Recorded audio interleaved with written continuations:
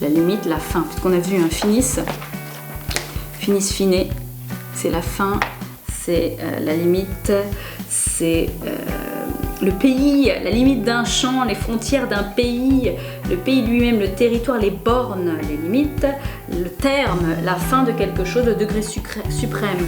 Le but aussi, comme si je n'ai plus le droit à dépasser ces frontières de ma maison, de mon quartier, de mon supermarché, de mon pays, de la planète.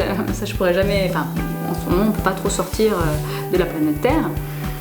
Est-ce que ce n'est pas l'occasion d'aller voir comment je peux créer une expansion au-delà de ces limites matérielles et aller faire grandir et faire une sorte de réglage de la limite, comme si je repoussais la limite, mais en fait à l'intérieur de moi.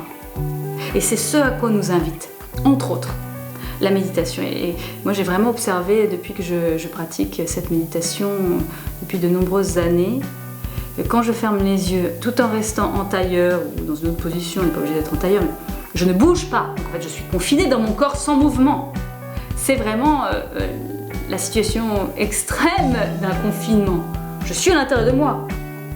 Mais est-ce que quand on est à l'intérieur de soi, on se sent étouffé, bloqué? Certaines personnes, oui.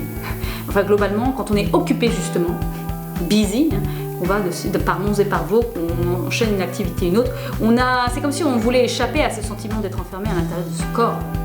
Cet esprit qui est le nôtre est à l'intérieur de ce corps, et cet esprit pourrait dire, mais je me sens enfermé là, est-ce que je ne peux pas bouger, sortir de ces limites, de ces frontières, de la finitude et de l'incarnation?